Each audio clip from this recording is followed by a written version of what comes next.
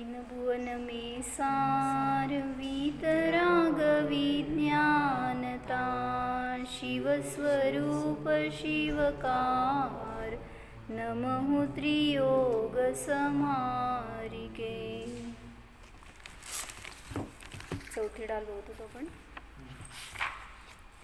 सम्यक श्रद्धाधारी पुनी सेवहु सम्यक ज्ञान स्वपरर्थ बहुधर्मजुत जो प्रगटावन भान. सम्यक साथे ज्ञान होय पे भिन्न राधो लक्षण श्रद्धा जान दुहु में भेद बाधो. सम्यक कारण जान ज्ञान कारज है सोई युगपद होते हूँ प्रकाश दीपक ते होई. काय झालं, म्यूट का घे की वया आणि वही घेऊन बसा. त्यांना पण एक वही द्यायची. का नाही म्हणलं ऋषभ? आता मी काय चाललं होतं आपलं सम्यक दर्शन आणि सम्यक ज्ञान. सम्यक दर्शनाचं वर्णन केलं तिसऱ्या ढालीमध्ये. कशाला म्हटलं सम्यक दर्शन? की 7 तत्वांचं यथार्थ श्रद्धान ह्याला सम्यक दर्शन म्हटलं व्यवहाराने. पण आत्म्याचं श्रद्धान हे खरं निश्चयाने सम्यक दर्शन आहे. मग त्याचं वर्णन झालं तिसऱ्या ढालीमध्ये. आता सम्यक ज्ञान म्हणजे काय सांगतायत. मग आपण तिसऱ्या ढालीच्या पहिल्या दोह्यामध्ये बघितलं होतं ना, कारण आणि कार्य. कारणापासून कार्याची उत्पत्ती होते. जसं की मिट्टी हे कारण आहे, कार्य काय?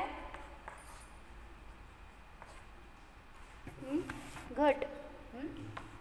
तसं सम्यक दर्शन हे कारण आहे आणि कार्य काय? सम्यक ज्ञान. असं वाचलं होतं ना आपण. काढा पहिला दोहा तिसऱ्या ढालीचं. काय सांगितलं त्याच्यामध्ये?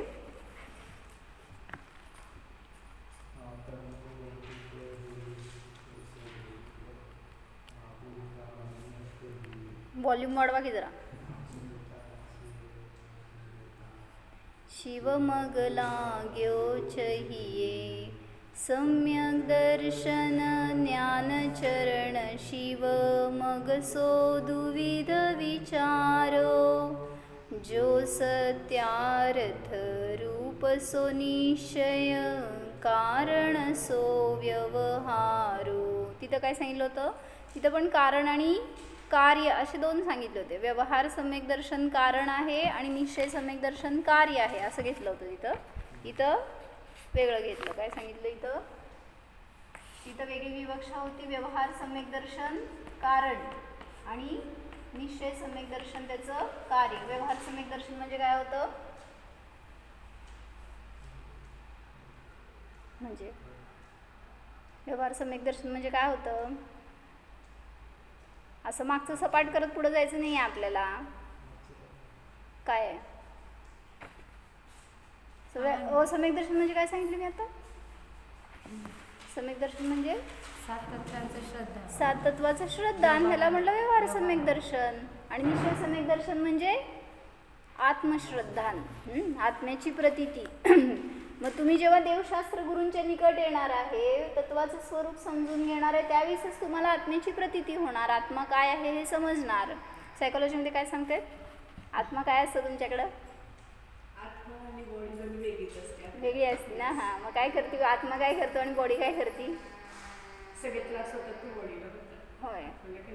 मग आत्मा काय करतो त्याच्यामध्ये? आत्मा जाणतो. आता तिथं जाऊन हे शिकवा तुम्ही. त्यांच्याकडनं त्यांचं शिकायचं आणि आपलं त्यांना शिकवायचं. म्हणजे आत्मा सगळ्यापासून अस्पर्शी असताना सुद्धा जाणण्याचं कार्य करतो. शरीर जाणणारा नाही. तर दुसऱ्या दोह्यामध्ये सांगायलेत ना, चौथ्या ढालीतलं दुसरं. सम्यक साथे ज्ञान होय पे भिन्न आराधो जरी सम्यक दर्शन आणि सम्यक ज्ञान हे युगपत होतात तरीसुद्धा त्यांची आराधना वेगळी सांगितली किंवा त्यांचं वर्णन वेगळं वेगळं सांगितलं. का बरं? लक्षण श्रद्धा जान दुहू मे भेद अभादो. म्हणजे त्यांचं लक्षण भिन्न भिन्न आहे. सम्यक दर्शनाचं लक्षण काय? श्रद्धान. समीचीन श्रद्धान हे सम्यक दर्शनाचं लक्षण आहे आणि समीचीन ज्ञान हे सम्यक ज्ञानाचं लक्षण आहे. त्यामुळं त्यांच्यामध्ये भेद आहे. सम्यक दर्शन आणि सम्यक ज्ञान दोन्ही जरी युगपत होत आहेत, आहेत बघा काय सांगितलं सांगा. सम्यक साथे ज्ञान होय. म्हणजे सम्यक दर्शन. सम्यक दर्शनासह ज्ञान म्हणजे सम्यक ज्ञान होत आहे तरीसुद्धा त्यांचं भिन्नता सांगितली आहे. का? कारण त्यांचं लक्षण भिन्न भिन्न आहे. लक्षण श्रद्धा. कोणाचं? सम्यक दर्शनाचं लक्षण श्रद्धा आणि जान म्हणजे ज्ञान. मग सम्यक ज्ञानाचं लक्षण जान. जान म्हणजे काय? जान नाही, जाण. धूमे भेद अबाधो. या दोन्हीमध्ये अबाधित भेद आहे. मग पुढं सांगतायत सम्यक कारण जान. सम्यक म्हणजे समीचीन खरे. सम्यक म्हणजे आता पहिल्या ओळीत काय सांगितलं? सम्यक म्हणजे सम्यक दर्शन. सम्यक दर्शनाचं प्रकरण आहे ना, त्यामुळे सम्यक एवढाच शब्द वापरला सम्यक दर्शनासाठी. मग सम्यक दर्शन हे कारण आहे आणि ज्ञान कारज आहे. ज्ञान आहे ते कार्य आहे. सांगा चला काय मी सांगितलं. नाही समजलं ना? मग ते सांगायला की तुम्ही माझ्याकडे लक्ष दिलं तर कसं समजायचं. म्हणजे आता त्यांनी उदाहरण दिलंय की दिवा आणि प्रकाश. कारण कोण, कार्य कोण? दिवा आहे का घरात? दिवा आणि प्रकाश कारण आहे आणि प्रकाश कार्य आहे. तसं आता सम्यक दर्शन आणि सम्यक ज्ञानामध्ये कोण कारण आणि कोण कार्य? सम्यक दर्शन कारण आणि त्याचं कार्य सम्यक ज्ञान. लावा तिसऱ्या ओळीचा अर्थ. सम्यक कारण जान ज्ञान कारज है सोयी. म्हणजे कारण आहे आणि सम्यक ज्ञान हे त्याचं कार्य आहे. युगपत होते हु प्रकाश दीपक ते होई. जरी ते दोन्ही युगपत होतात. कोण? सम्यक दर्शन आणि सम्यक ज्ञान जरी युगपत प्रगट होतात. म्हणजे सम्यक दर्शन कधी प्रगट होतं? जेव्हा आपण आत्म्याचं खरं श्रद्धान करतो. जेव्हा निर्णय केला 7 तत्वांच्या पुढं जाऊन आपण त्याचं श्रद्धान केल्यावर त्यातून प्रयोजनभूत मला माझा जीवच आहे, मी जाणणार आहे ह्याची जेव्हा प्रतीती केली त्यावेळीच तिथं मिथ्यात्वाचं काय म्हणायचं बाउंड्री संपल्या. इथं मिथ्यात्व आणि इथून सम्यक दर्शनाची सुरुवात झाली. तर त्यावेळीस जेव्हा सम्यक दर्शन प्रगट झालं तर त्याच समयाला ज्ञान सुद्धा सम्यक झालं. मिथ्या दर्शन होतं, त्याचा वेळ झाला आणि सम्यक दर्शन प्रगट झालं. मग त्याच्याबरोबरच सम्यक ज्ञान झालं. म्हणजे पूर्वी काय होतं? पटकन सांगा. मिथ्या ज्ञान होतं. म्हणजे मिथ्या दर्शन होतं त्याबरोबर मिथ्या ज्ञान होतं. जेव्हा सम्यक दर्शन झालं त्याच्याबरोबर सम्यक ज्ञान प्रगट झालं. दोन्ही युगपत असतं, एकानंतर एक नाही. मग ते सांगता येतं की युगपत होते हु. जरी युगपत असतात तरी सुद्धा मग युगपत असल्यावर त्यांना कारण आणि कार्य कसं म्हणायचं? जसं मिट्टी आणि घट युगपत आहेत का 2 टाईमला आहेत? वेगळ्या वेगळ्या टाईमला आहेत. मिट्टीच्या नंतर त्याचं वेगळ्या अवस्था होत घट होतो. मग दोन्ही एका टाईमला नाही आहेत तरीसुद्धा त्यांच्यामध्ये कारण कार्य सांगितलं. हे कारण आहे, हे कार्य आहे. मग हे तर दोन्ही युगपत होतात एकाच समयाला. मग त्यांच्यामध्ये कारण आणि कार्य कसं काय? कळलं का काय म्हणायचं? कारण म्हणजे काय? कणिक. कारण, कार्य रोटी. रोटी कारण, कार्य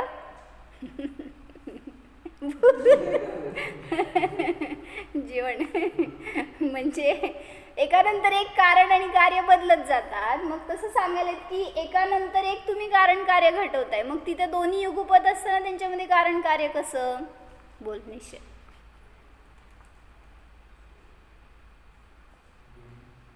युगपत म्हणजे 21. मग 21 असल्यावर कोण कारण आणि कोण कार्य? पिता आणि मुलगा 21 आहे का? मग मग ते कारण आणि कार्य त्यांच्यामध्ये कोण कारण कोण कार्य म्हणजे ॲक्च्युली दोन्ही युगपत आहेत. कसं सांगा बघू. एका वक्त्याने घटवलं. हां नाही, एकदा काय झालं माहिती का की एका मुलाला विचारलं एकांनी, तू कधी जन्मला? त्यांनी सांगितलं 4 वर्षापूर्वी का 10 वर्षापूर्वी जन्मलो. त्या दिवशी माझा जन्म झाला. मग वडिलांना विचारलं, तुम्ही कधी जन्मला? तर त्या मुलांनी सांगितलं उत्तर 10 वर्षापूर्वी.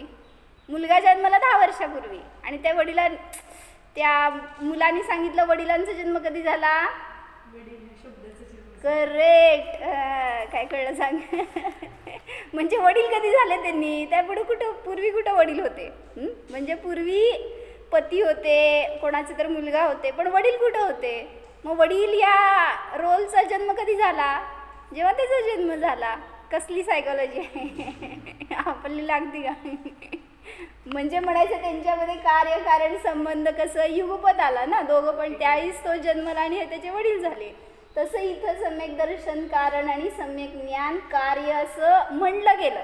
जरी ते युगपत होत आहेत तरी सुद्धा त्यांच्यामध्ये एक कारण आणि दुसरं कार्य आहे. मग त्यांनी उदाहरण दिलं, युगपत होते हु प्रकाश दीपक ते होई. जसं की प्रकाश हे कार्य आणि त्याचं कारण कोण? दिवा. दुसरं उदाहरण सांगा बघू. कारण आणि कार्य कसं असतं? कुठलं पण तुमचं अन्य उदाहरण. मला शास्त्रातलं नको, मी शास्त्रातलं सांगते, तुम्ही घरातलं सांगा. सांगा हो सुनीताताई. कारण आणि कार्याचं उदाहरण काय आहे?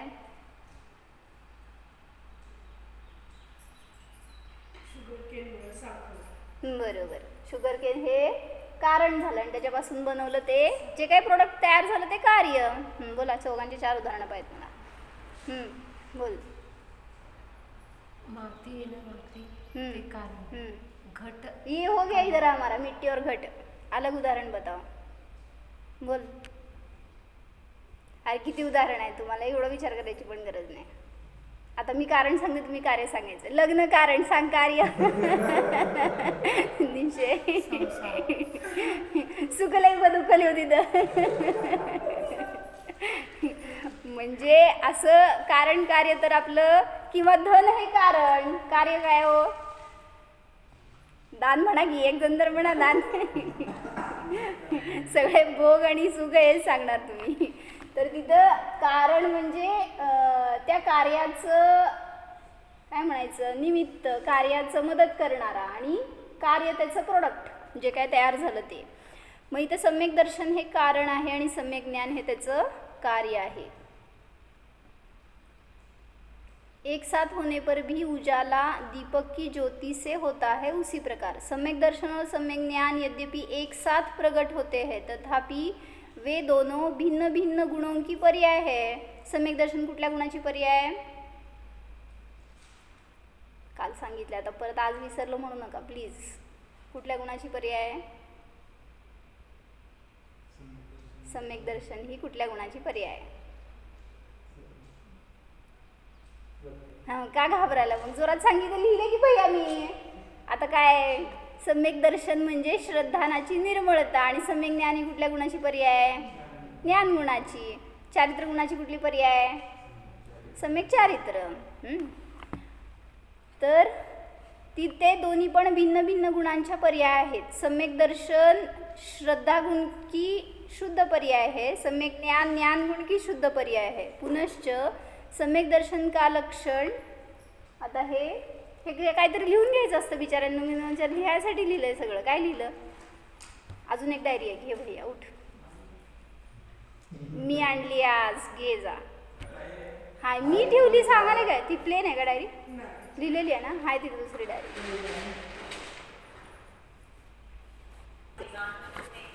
काय सांगितलं? श्रद्धा और ज्ञान तो युगपत होते हैं, तो उनमें कारण कार्यपणा क्यों कहते हो? तर त्यांनी उपचार म्हणायचं त्याला.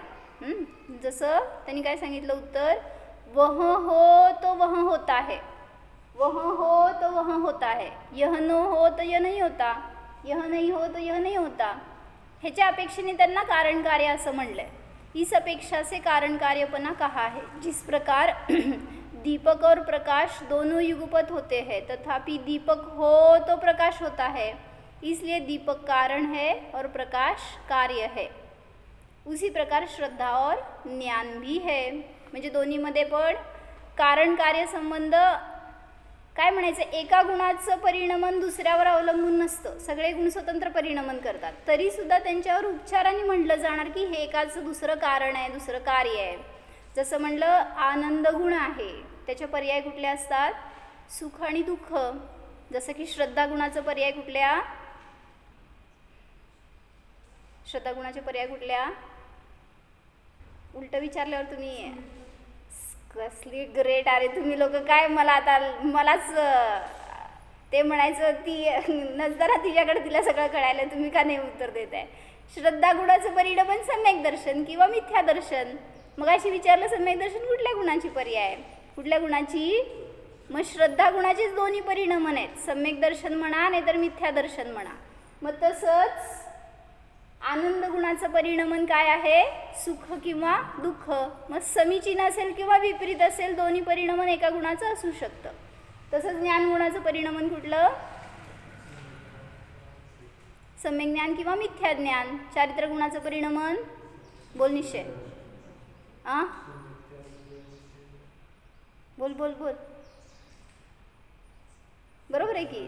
सम्यक चारित्र किंवा मिथ्या चारित्र म्हणजे गुण आहे त्याच्या पर्याय कुठल्याही असू शकतात. मग ते एका गुणाचं परिणमन दुसऱ्या गुणावर अवलंबून नसतं, प्रत्येक गुण स्वतंत्र रूपानेच परिणमन करतं. पण तरीसुद्धा तिथं एकाला कार्य आणि एकाला कारण असं म्हणलं गेलं. जब तक सम्यक दर्शन नहीं होता तब तक का ज्ञान सम्यक ज्ञान नहीं कहलाता. ऐसा होने से सम्यक दर्शन वह सम्यक ज्ञान का कारण है. म्हणजे सम्यक दर्शन झाल्यावरच ज्ञानाला पण सम्यक ज्ञान म्हटलं जातं, तोपर्यंत ते ज्ञानसुद्धा सम्यक ज्ञान नसतं. जसं म्हटलं की तुम्ही ग्रॅज्युएट झाला, पासआउट झाला आता तिथून, त्याच्यानंतर तुम्हाला हातामध्ये डिग्री मिळाली, तर काय म्हणायचं, रिझल्ट यायच्या आधीपर्यंत तुम्ही काय होता, काहीच नव्हता.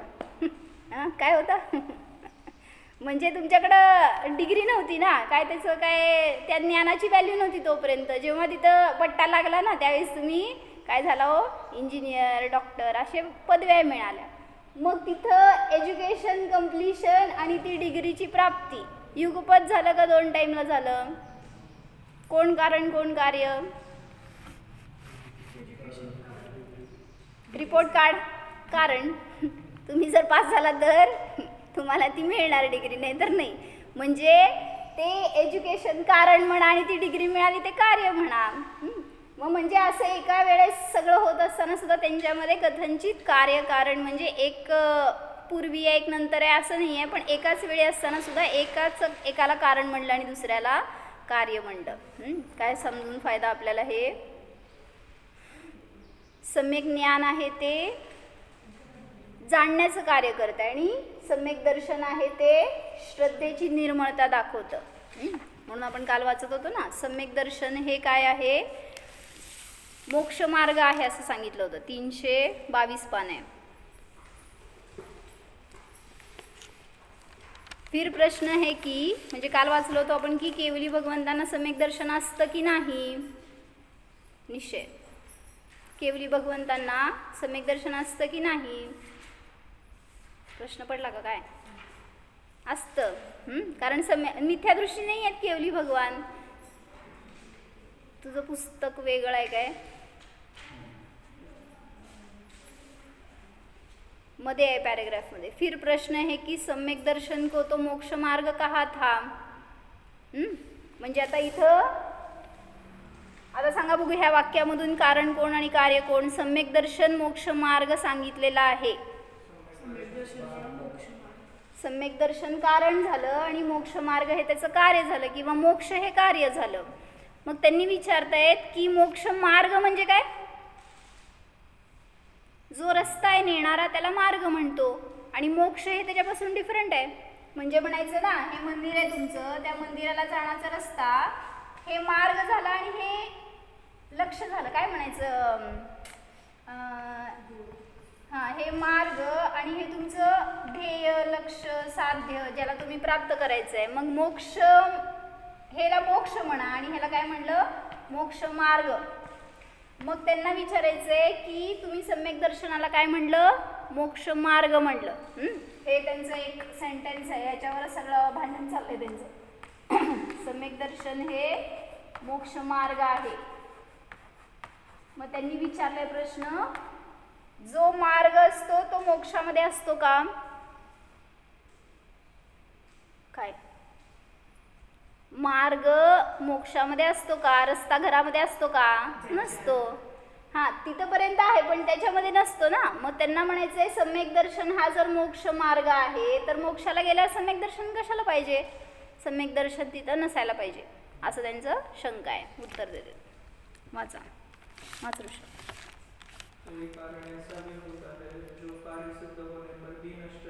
हां, हे सगळ्यात महत्त्वाचं सांगितलं. काय कुठलं, अनेक कारणं अशी असतात की जे कार्य झाल्यावर नष्ट होत नाहीत आणि अनेक कारणं अशी असतात जे नष्ट झाल्याशिवाय कार्य होत नाही. काय म्हणले? काही कारणांमुळे नष्ट होते आणि नष्ट नाही रे बाबा, नाही नाही नाही नाही, काय कळलं सांग.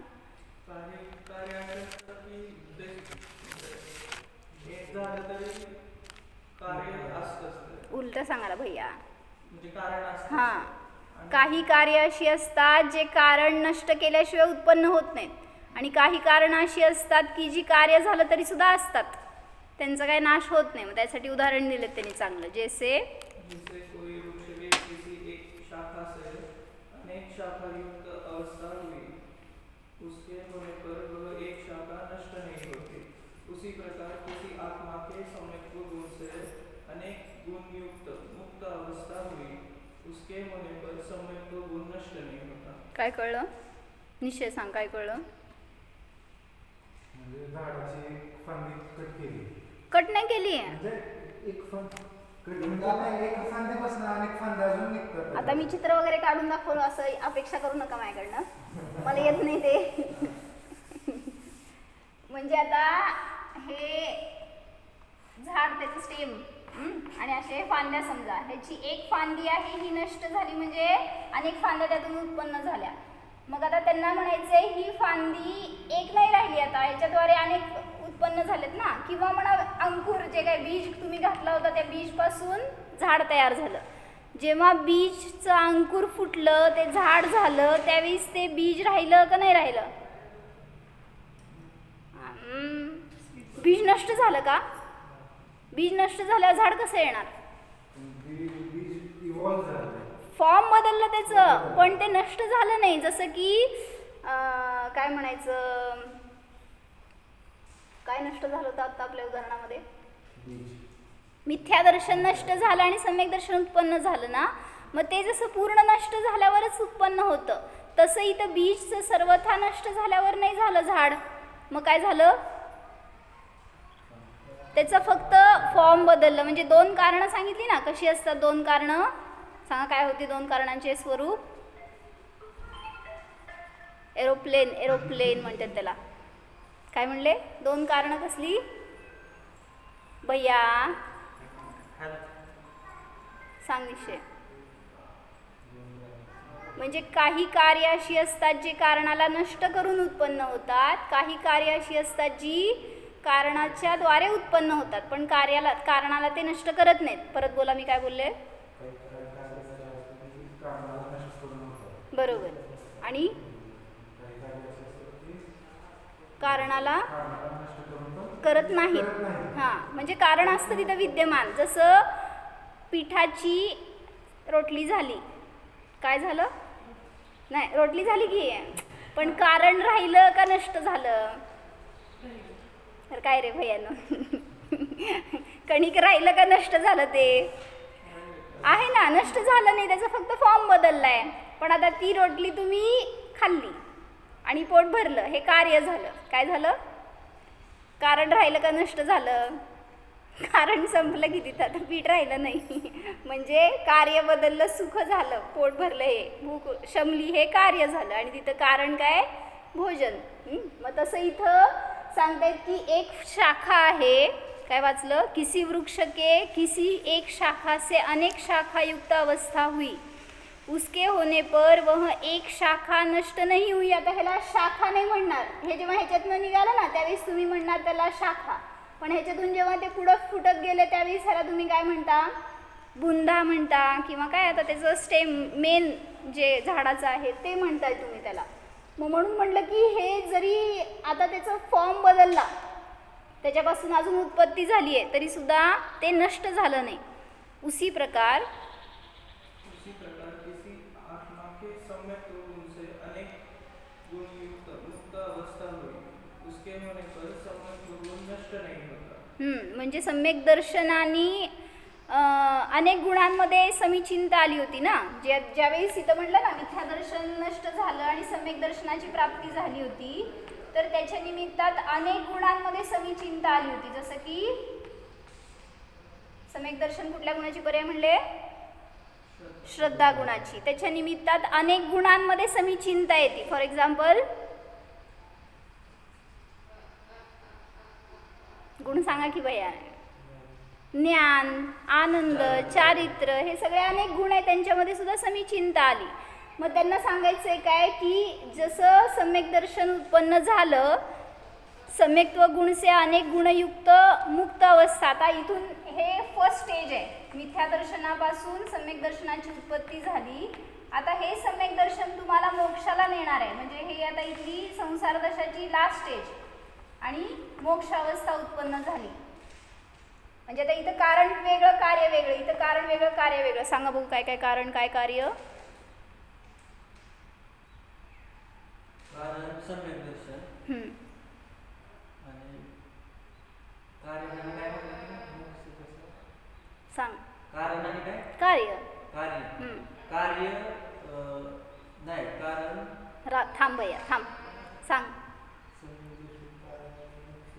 कार्य. बरोबर आहे, ठीक आहे, असं म्हणा. सम्यक दर्शन झाल्याशिवाय मोक्ष होत नाही, पण ते युगपत नाही आहे आता.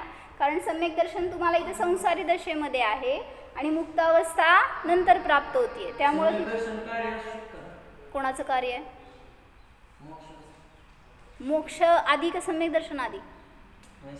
म्हणजे कारण पूर्वी असतं आणि कार्य नंतर असतं. मग मोक्ष झाल्यानंतर सम्यक दर्शन होत नाही आपल्याला. सम्यक दर्शन प्रथम होणार, नंतर त्याचं कालांतराने मोक्षाला जाणार तो जीव. त्यामुळे ह्याला कारण आणि त्याला कार्य म्हटलं.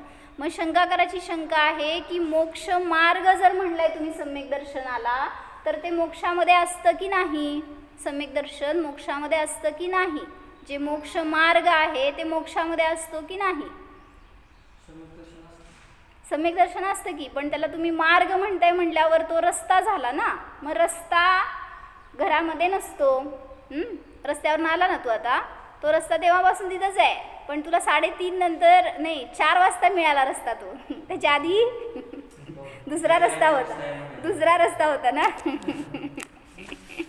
मग इथं ते सांगतायत की उसी प्रकार किसी आत्मा के सम्यक्त्व गुण से अनेक गुणयुक्त मुक्त अवस्था हुई, उसके होने पर सम्यक्त्व गुण नष्ट नहीं होता. जरी मोक्ष झाला तरी सुद्धा सम्यक दर्शन कॉन्स्टंट आहे, शेवटपर्यंत अनंत काळापर्यंत राहणार. आता म्हणून जरी तुम्ही मोक्ष मार्ग म्हटला तरी सुद्धा ते कारण नष्ट होणार नाही आहे.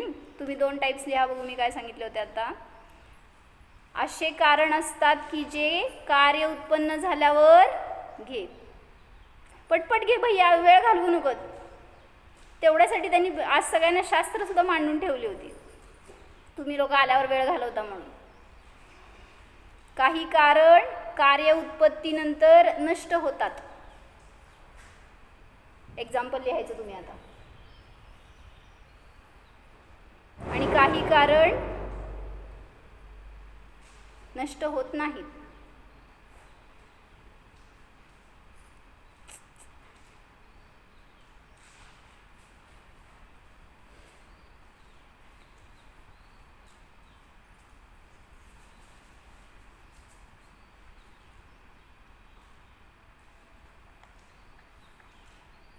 चालू आहे का ते? काही कारण कार्य झाल्यावर नष्ट होतात. उदाहरण, धन आणलं तुम्ही, धनाने एखादी वस्तू खरेदी केली निश्चय, तर ते धन आता तुमच्याकडनं व्यय झालं, त्यामुळं धनाचा नाश झाला म्हणा, ते कारण राहिलं नाही तुमच्याजवळ आणि कार्य झालं काय, ती वस्तू प्राप्त झाली. त्यामुळं धनाने भोग सामग्रीची प्राप्ती. लिहा उदाहरण. धनाने काय तुम्ही आणलेली एखादी वस्तू, त्याच्यानंतर ते कारण राहिलं नाही. जा तिथं पेन घे आणि लिही, त्याला लिहायचं आहे.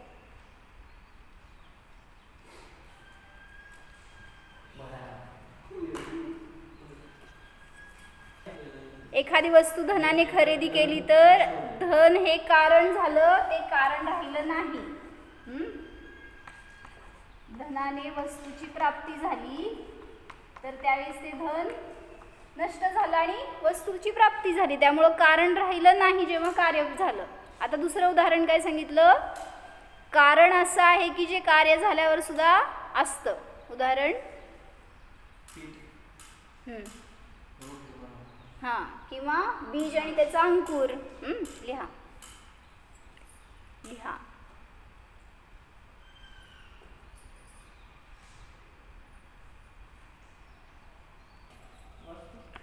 काय सांगितलं, किसी आत्मा के सम्यक्त्व गुण से अनेक गुणयुक्त मुक्त अवस्था हुई, उसके होने पर सम्यक्त्व गुण नष्ट नहीं होता. म्हणजे जेव्हा मुक्त अवस्था प्रगट झाली त्यावेळीस गुण नष्ट झाले नाहीत. कुठलेही गुण असू दे ते शाश्वत आहेत, फक्त त्यांचं अवस्था बदलली. जी मिथ्यात्व अवस्था होती ती सम्यक्त्व रूप झाली, जी संसार अवस्था होती ती मुक्त रूप झाली. इस प्रकार केवली सिद्ध ली भैया. तत्पार्थ श्रद्धा लक्षण सम्यक्त्व ही पाया जाता है. इसीलिए वह अव्याप्तीपना नहीं. म्हणजे केवली भगवंतांमध्ये सुद्धा सम्यक दर्शन हे लक्षण आहेच हे सांगायला लागले. म्हणजे तत्वार्थ श्रद्धा तिथे सुद्धा आहे. निश्चयवाच.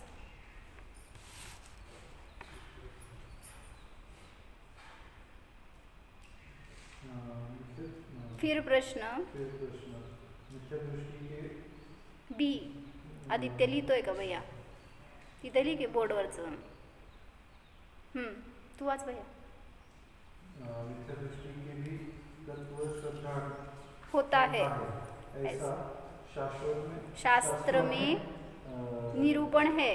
म्हणजे काय सांगायला लागले त्यांनी, मस्त प्रकरण घेतले. तुम्ही किती सिरियसली ऐकताय मला माहीत नाही, पण समजण्यासारखं आहे. त्यांनी कुठून कुठं नेलं. पहिल्यांदा सांगितलं संसार दशेमध्ये सम्यक दर्शनाची प्राप्ती झाली तर त्याच्याने मोक्ष होतो म्हटल्यावर मोक्षात गेल्यावर पण सम्यक दर्शन आहे, नष्ट झालं नाही.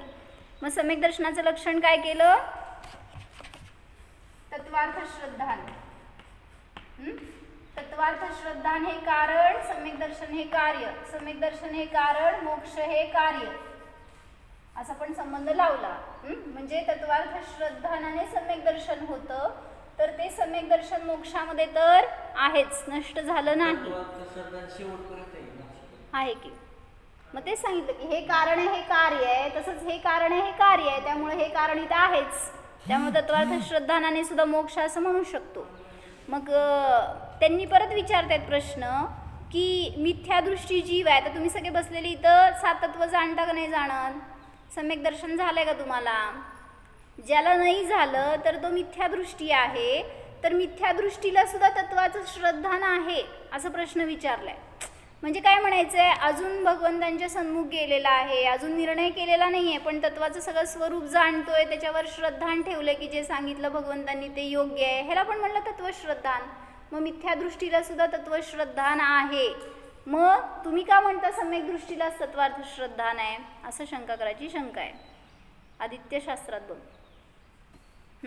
वाच पुढं. प्रवचन सार में शून्य तत्वार्थ श्रद्धान अकार्यकारी कहा है. इसीलिए सम्यक्त्व का लक्षण तत्वार्थ श्रद्धान कहने पर उसमें अतिव्याप्ती लगता है. म्हणजे नुसतं नाव समजून घ्या, दोष आहे तो एक प्रकारचा. त्यांना म्हणायचे की सम्यक दर्शन तत्वार्थ श्रद्धाने लक्षण कोणाकोणामध्ये गेलं? मिथ्यादृष्टीमध्ये पण गेलं आणि सम्यक दृष्टीमध्ये पण गेलं. त्यामुळं तिथं अति व्यापलं म्हणायचं त्याला, दोन्हीकडं व्यापलं. तर त्यामुळे तिथं तत्वार्थ श्रद्धान तुम्ही सम्यक दर्शनाचंच कारण का म्हणता? मिथ्यादृष्टीकडे सुद्धा तत्वार्थ श्रद्धान आहे. समाधान त्याला विश्वास नाही. सांगते उत्तर त्याने. मिथ्यादृष्टी के दृष्टि के जो तत्व श्रद्धान कहा है वह नाम निक्षेप से कहा है, जिसमें जिसमें तत्व श्रद्धान का गुण नहीं और व्यवहार में जिसका नाम तत्व श्रद्धान कहा जाए वह मिथ्यादृष्टी के मिथ्यादृष्टि के होता है. म्हणजे फक्त नावाला म्हणलंय की त्याला तत्वार्थ श्रद्धान आहे, पण जसं सम्यक दृष्टीला आहे तसं तत्वाचं श्रद्धान त्याला भावभासनापूर्वक नाही, फक्त श्रद्धा ठेवतोय तो. जसं म्हणलं अभव्य जीव आहे. कोणाला म्हणायचं अभव्य जीव? माहिती आहे अभव्य जीव कोणाला म्हणायचं? आदित्य, अभव्य जीव कोणाला म्हणायचं? सम्यक दर्शनाची आणि मोक्षाची ज्याच्यामध्ये पात्रता नाही त्याला म्हणलं अभव्य. मग अभव्य जीव दर्शन करतो का नाही भगवंतांचं? त्याला सातत्वाचं श्रद्धान असतं का नाही? सम्यक दर्शन असतं का नाही? का? कारण श्रद्धान कसं आहे म्हणलं, नाम मात्र श्रद्धान आहे, भावभासनापूर्वक श्रद्धान नाही, हे सांगाले. अथवा आगम द्रव्य निक्षेप से होता है. तत्वार्थ श्रद्धान के प्रतिपादक शास्त्रों का अभ्यास खाली बघा शास्त्रात भैया. तत्वार्थ श्रद्धान के प्रतिपादक शास्त्रों का अभ्यास करता है. कोण आहे? हा मिथ्यादृष्टी जीव आहे. तो काय काय करतो हे सांगालेत. जरी सगळं करतो तरी सुद्धा त्याला तत्वार्थ श्रद्धान नाही. वाचादित्य कुठं चाललंय? असं काय भैया लोकांना तुम्ही?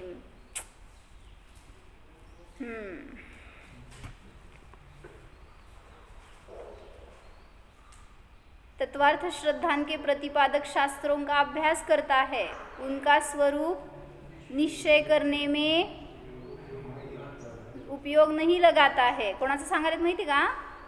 माझं म्हणा, माझं म्हणा, म्हणजे तिथं दिसतंय आपल्याला. ग बस.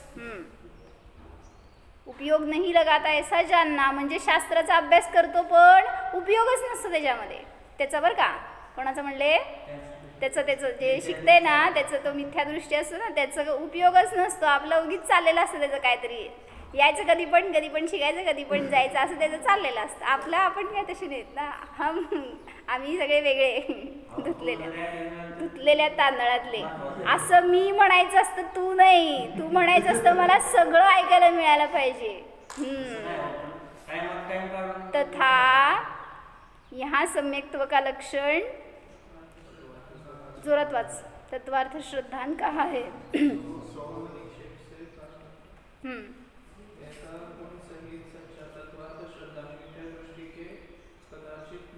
हाँ, भाव निक्षेप म्हणजे भावभासनापूर्वक सम्यक दर्शन. तत्वार्थ श्रद्धान असेल तिथं सम्यक दर्शन असणार, जिथं भावपूर्वक आहे श्रद्धान तिथं. पण असं भाव श्रद्धान मिथ्यादृष्टीला नसतं. वाच. तथा आत्मज्ञान शून्य तत्वार्थ श्रद्धान कहा है, वह भी वही अर्थ जानना. म्हणजे काय? आत्मज्ञान शून्य तत्वार्थ श्रद्धान म्हणजे काय? म्हणजे आत्मज्ञान शून्य म्हणजे ज्ञानच नाही काय? म्हणजे अज्ञानच नसतं का त्याला? म्हणजे काय? जड आहे. म्हणजे शास्त्राचं ज्ञान आहे. आत्मज्ञान नाही म्हणजे भेदविज्ञान नाही. मग त्याने रहित जे काही तत्वाचं ज्ञान असतं, श्रद्धान असतं, ते सुद्धा मोक्षाला सम्यक दर्शनाला कारण नाही. जिसके सच्चे जीवादि का श्रद्धान हो, उसके आत्मज्ञान कैसे नहीं होगा? होता ही होता है. ज्याला खऱ्या 7 तत्वांचं श्रद्धान झालं त्याला आत्मज्ञान होणारच. म्हणून तुम्हाला काय करायचं आहे?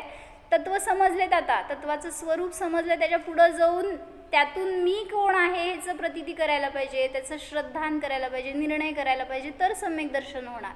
अशा गलतफहमी में मत रहो कि हम सम्यक दृष्टी ही है, ऐसा नहीं हो सकता क्योंकि मग आपल्याला आता श्रद्धा नाही ना. ते सांगाले ते श्रद्धा मिथ्या दृष्टीला सुद्धा असतं, पण भावभासनापूर्वक असेल, आत्मज्ञानपूर्वक असेल तरच ते सम्यक दर्शनाला कारण आहे.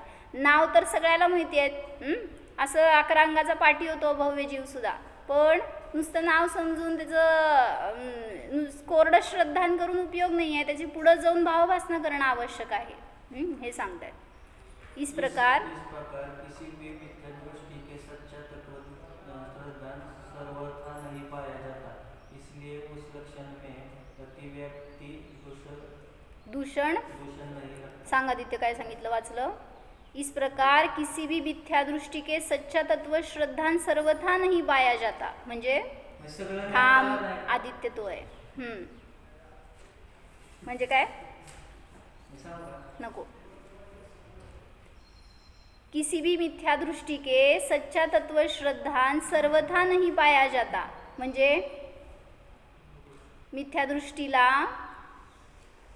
सगळं तत्वाचं ज्ञान होणार नाही. श्रद्धान सर्वथा म्हणजे खरं तत्वाचं श्रद्धान मिथ्या दृष्टीला कधीही होत नाही, त्यामुळं तो जीव सम्यक दर्शनाला प्राप्त होत नाही. मग कोण होतं प्राप्त?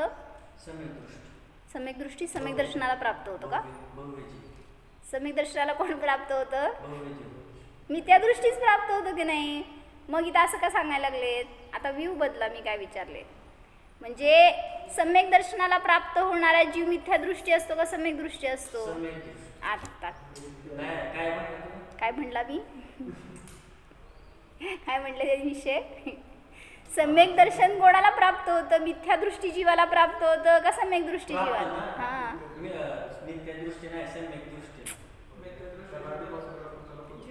हां, सम्यक दृष्टीला सम्यक दर्शन कसं प्राप्त होत आहे?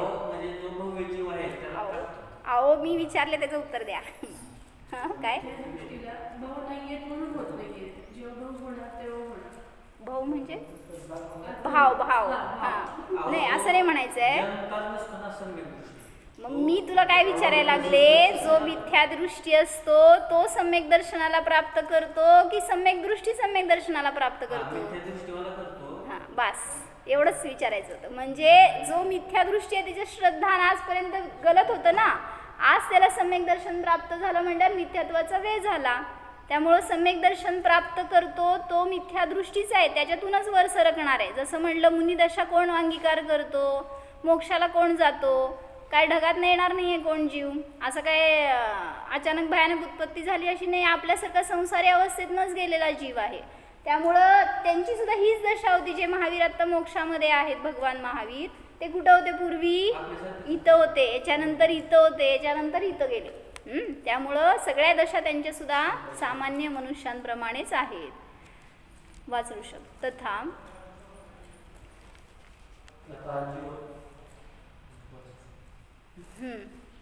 पटापटा चला. लक्षण कहा असंभवी भी नहीं है, क्योंकि जोरात वाच.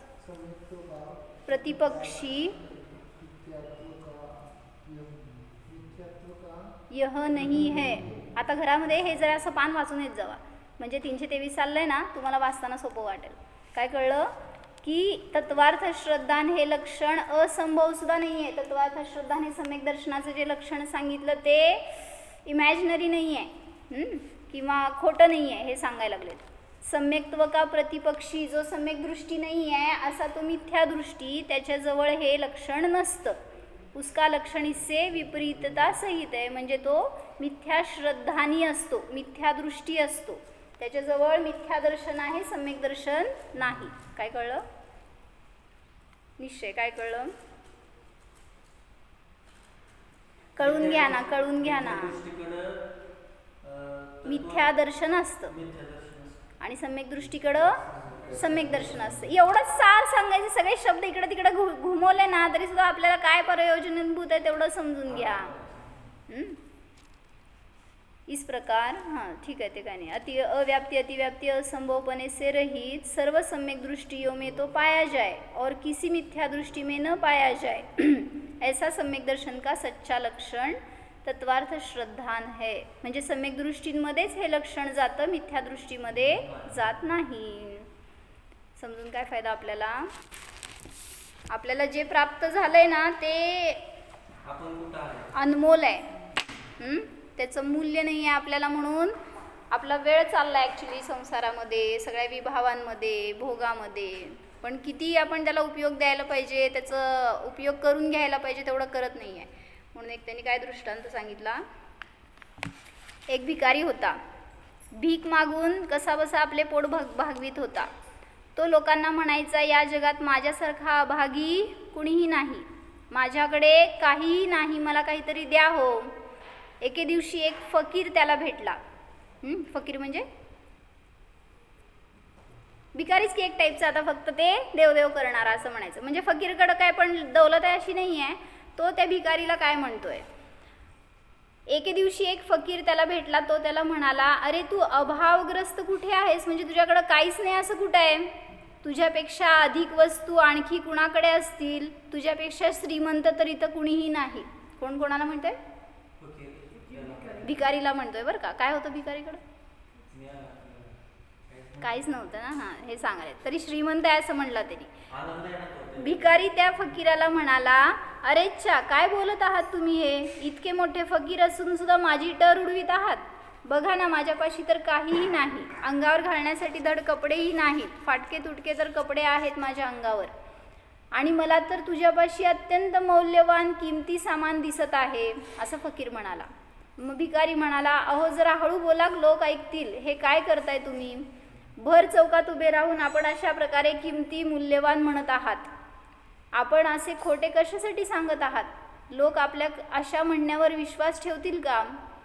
फकीर म्हणाला, ऐक, तुझ्यापाशी जे मौल्यवान सामान आहे, तुझी तयारी असेल तर मी ते लाखो रुपयांना विकून देऊ शकतो. बोल, आहे तयारी? कळलं का काय सामान आहे? चूक. ऐक. तर भिकारी म्हणाला, माफ करा बाबाजी, कुठून मला भेटलात कोण जाणे, कुठून मला भेटलात कोण जाणे, आपण सारखी माझी टर उडवीत आहात, असं ते म्हणायला लागले बरं का.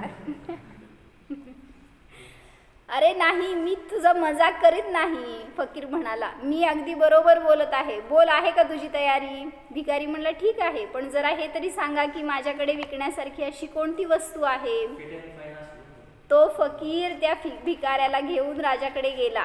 तिथे फकीर राजाच्या कानामध्ये काही फुसफुसला. म्हणाला, मी जे काही बोलेन त्याला तुम्ही फक्त हो म्हणा. कोण कोणाला म्हणलं निश्चय?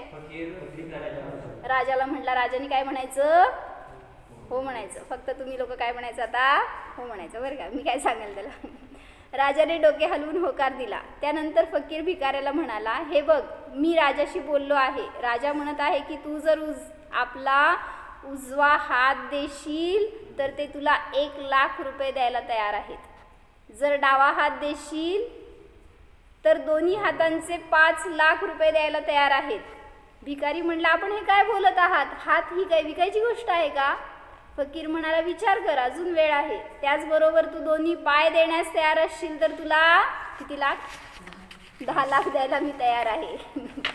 हो, राजाशी माझे बोलणे झाले आहे. जर तुला पाय द्यायचे नसतील तर तुझ्याकडे 2 डोळे आहेत. तू त्यापैकी 1 डोळा देऊ शकतोस. तू एका डोळ्याने पाहू शकशील, त्यामुळे 1 डोळा तू ठेवून घे, 1 डोळा देऊन टाक. जर 1 डोळा देत असशील तर 50,00,000 रुपये देऊ शकतो. एकाच वेळी दोन्ही डोळे देत असशील तर 1 कोटी रुपये. आहे का तयारी तुझी? भिकारी घाबरून गेला. म्हणाला, मला माफ करा. त्यावर फकीर म्हणाला, तर मग पुन्हा म्हणत जाऊ नकोस की मी अत्यंत गरीब आहे, माझ्याकडे काहीही नाही. इतके मौल्यवान सामान असूनही तू स्वतःला भिकारी समजत आहेस. तू कधी याचा विचार केला होतास का की तुझे हे डोळे किती किमती आहेत? 1 करोड रुपयांमध्ये तू त्यांना विकायला तयार नाहीस. याचाच अर्थ ते अमूल्य आहेत. ते कधी तू कधी ते मूल्य जाणलेच नाहीस. हे हात, हे पाय, हे कान की ज्यांनी आपण भगवंतांचे भजन ऐकू शकतो, डोळे की ज्यांनी आपण वितराग मुद्रा पाहू शकतो, हे ज्यांच्याकडे नाहीत त्यांना विचार, यांची किंमत काय असेल? काय म्हणले? ज्यांच्याकडे ते आहे त्यांना त्याचं महत्त्व नाही आहे, आणि ज्यांच्याकडे नाही ते त्याच्यासाठी रडतायत. त्यामुळं ते तुमच्याजवळ आहे, तर तुम्ही त्याचं सुखी राहावा नव्हे, त्याचा चांगला उपयोग करून घ्या, हे सांगायला लागले. जर कानानी म्हणजे एक असंच इन्सिडंट झालं की एका व्यक्तीचं निंदा केली एकानी, निशेभैया एकानी कोणाचा तरी अपमान केला, निंदा केली, असं सगळ्यांच्या समोर त्यांना निगेटिव्ह वचन बोलले काहीतरी. म्हटल्यावर त्याला फार वाईट वाटलं त्या मनुष्याला, आणि मग त्यांनी आमनकडं प्रतिक्रमण विचारलं, मला असं का उदय आला, मला माझा दोष नसताना लोकांनी मला नावं ठेवली वगैरे. तर माताजींनी काय सांगितलं त्याला, म्हणले तुमच्या कानाने तुम्ही हितकर शब्द नाही ऐकले ना, तर अहितकारी शब्द ऐकावे लागणार. म्हणजे कधी प्रवचन ऐकण्याची रुची नाही केली, कधी आपण भजन किंवा काय पूजन हे ऐकलं नाही कानांनी, तर तुम्हाला काय ऐकावं लागणार, चांगले वचन ऐकण्याचे भाव पण नाहीत किंवा तसा वेळ देत नाही आदित्य, तर सांगतायत तुम्हाला असे वचन ऐकावे लागणार जे नको वाटतील ऐकायला. म्हणून म्हटलं सगळ्या अवयवांचा वापर आपला धर्मासाठी जितका करू शकतो तेवढा करायला पाहिजे. त्याच्या निमित्तामध्ये आपल्याला असं विरुद्ध प्रसंग येणार नाहीत. डोळ्यांनी चुकीचं दृश्य बघायला आनंद मानला, बाहेर त्याच्यामध्ये रमलो, शास्त्र वाचणं, जिन भगवंतांचं दर्शन करणं, प्रक्षाळ करणं, हे जर केलं नाही तर तुमच्या हात, पाय, डोळे, कान, नाक सगळ्याचा काय उपयोग, सगळं बंद होणार, सगळं नष्ट होणार. तुझं काय काय नष्ट होणार ते सांग. फकीर नाही भिकारी व्हायला लागलो आता आपण मग, म्हणून सगळीकडून. म्हणून आहेत तर सगळे अवयव चांगल्या कामासाठी वापरा. ओम जाणा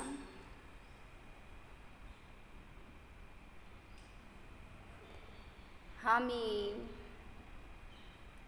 शरीरापासून, सर्व अवयवांपासून, सर्व रोगांपासून भिन्न शुद्ध जीव आहे. अशरीरी परमात्मा आहे. स्वयं मोक्ष स्वरूप आहे जाणा.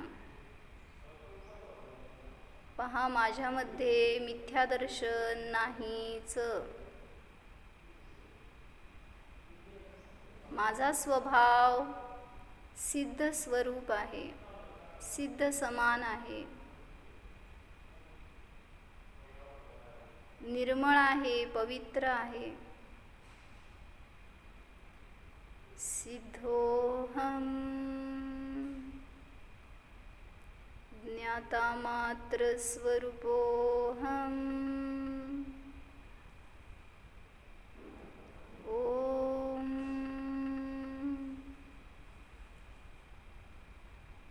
विसर्ज.